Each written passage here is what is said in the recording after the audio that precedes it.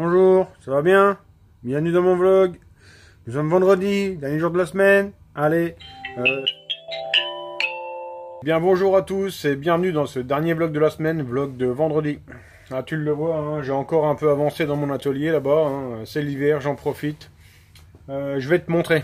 Je l'avais laissé sur mon étagère de bac à bec. Hein, donc là, je les ai à peu près tous remis dedans. Ils sont pas nettoyés, tu m'excuses.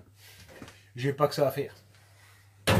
Voilà, bon, là l'étagère, elle est fistée, hein, fistée au mur. Là il y a un petit écart, je peux y mettre mon balai, tu vois, tout est pensé. En dessous, je te fais un plan de cam dégueulasse. Là, tu vois, tu as un bac rempli de vacheries. Toutes les vacheries qu'on a besoin, toujours au banc. Tu sais pas où foutre une poulie de vario, c'est là-dedans. Hein, il en faut une boîte avec des vis, des cales, des rondelles. Tout ce qui peut nous servir au banc pour caler un moteur. Et ici, tu vois, j'ai fait une petite étagère. Dedans, il y a mes huiles, enfin pas mes huiles, mais mes bros essence et compagnie, tu comprends? Parce que j'ai besoin de ça près du banc d'essai aussi, c'est là où je m'en sers le plus. Voilà. Donc ça paraît pas grand chose, mais ça prend tout de suite un petit temps. Je te montre autre chose. Hier, vous avez été nombreux à me dire, hé gros, t'as mis ton étagère, t'as même pas fait tes bandes de placo. Ben je sais. Mais tu vois, regarde, comme là ici, les équerres, tu vois, j'ai fait un trou dans le placo, je les ai enfilés dedans. Et comme ça, je vais reboucher ça et on voit pas l'équerre, tu vois. Donc voilà le pourquoi il n'y a pas de bande de placo dans l'immédiat, elles seront faites après. Bah moi pour me changer un peu les habitudes, je vais me faire un petit gerbu.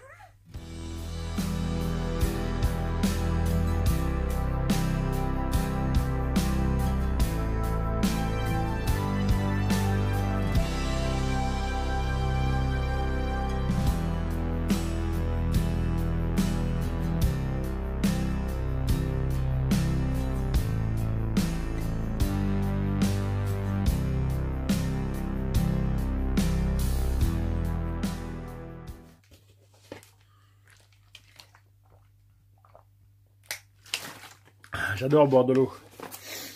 H2O, dans 20 ans, il n'y en aura plus. Qu'est-ce qu'on reçoit? GLS. Ça, c'est collé Maxi Scoot. Voilà, go. Allez, mal aussi, tirage. Alors ça vaut certes 200 balles. Villebrequin et RHQ, enfin en gros, hein. Ça dépend si t'es pro ou si t'es pas pro et d'où tu l'achètes. Mais ça, franchement, c'est super solide. Là, je m'inquiète pas, celui-là, il est pas prêt de le péter. Ah, valeur sûre. Alors, ce que je vais faire, c'est que je vais aller foutre un coup de propre là sur le carter. Je vais pas nettoyer tout le carter, hein. Je vais nettoyer là où on a besoin que ce soit propre, sur les plans de joint, les portées de roulement, les machins. Si je commence à essayer de nettoyer tout le carter, j'en ai pour 2 heures. Et franchement, c'est pas ma passion. Maintenant, je ferme mon carter comme j'ai l'habitude de le faire. Ici, je chauffe mon carter. Je peux insérer mon roulement sans aucun souci. La température de mon carter fait chauffer mon roulement. Je chauffe le deuxième carter, j'insère le villebrequin dans le roulement qui a chauffé tout seul. Le deuxième carter chauffe le roulement, je mets la pâte à joint et ça se ferme sans aucune résistance. Voilà, maintenant c'est refermé, tu vois, je me retrouve confronté. Alors, je dis pas que le villebrequin ne tourne pas, mais il tourne un peu raide. Alors pourquoi? C'est un truc que je vois souvent sur internet là. Qu'est-ce que je dois faire? Tout le monde répond, tu dois taper sur le villebrequin. Non, non, non, jamais. En fait là, on va juste taper sur les vis du carter. Et ça va libérer le vilo. Alors attention les oreilles, tac. Un petit pousset. Hop, sur chaque vis. Là je le répète assez souvent. Voilà. Et là le vilo ça y est il tourne libre, tu vois. Et après le centrage du villebrequin, ça franchement c'est de la pisse de chat. On s'en fout complètement. Voilà là. T'entends le petit jeu naturel du roulement. Qui est normal, hein. Il faut du jeu dans le roulement. Là ce qu'on va faire maintenant c'est, moi j'ai remonté là le haut moteur, hein. J'ai pris mon squish, hein. J'ai 0,85 de squish, et là on va aujourd'hui tester la burette électronique, hein. Alors si tu veux, d'un côté tu pompes le liquide dans le récipient en dessous, et de l'autre côté tu l'injectes dans le cylindre, et là ça te met ici, tu vois, ça te met ici le volume que tu as injecté. On va faire un petit essai, là ça m'embête parce que le tuyau il n'est pas vraiment sur le puits. Et ça peut être assez gênant quand même là-dessus. Parce que ça a l'air de pouvoir gicler un peu où ça veut ce machin là. Je vais déjà me faire couler un peu là. Ok. Là, 0,64. Hop, je me mets à 0. Et on va essayer.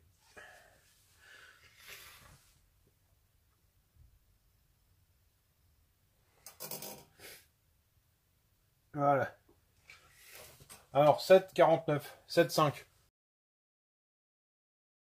Bon, on en est où, gros? Alors 7,49 moins machin, on est arrivé à 15 de taux. Hein. Pour moi, c'est trop, ou le rapport volumétrique, tu dis comme tu veux. Donc là, j'ai un joint de 0,25 hein, d'origine du moteur. Hein. Et donc, après calcul, tu vois, ça me fait arriver, si je remets le joint là, à 13,68 de taux. Donc ça, pour moi, c'est bon. Donc bah voilà, je remonte le moteur avec ce joint là. Hein. Et puis ça sera bon. Alors ce qui se passe, c'est qu'avec le piston là, ça comprime plus. Pourquoi? Parce que le dôme il monte un peu plus que sur le piston d'origine. Hein. Bon, je l'ai vu sur la bande de squish, elle a un peu pincé bizarre. Bon, c'est pas grave, hein. Là il y a 1 mm de squish, alors qu'il soit un peu pincé dans un sens ou dans l'autre, c'est pas très grave. Allez, donc ça sera bien comme ça. Bah pour le moment, ça va être bon. Puis lundi, bah, je termine ça, hein, je remonte, on le met au banc pour vérifier que ça fonctionne, et puis c'est bien. Voilà, et bien comme d'habitude, je vous remercie de m'avoir suivi. Je vous souhaite de passer une bonne soirée. Bon gros lanta, ceux qui regardent gros lanta. On se retrouve normalement lundi soir. Bon week-end. Ciao avec les pattes dégueulasses.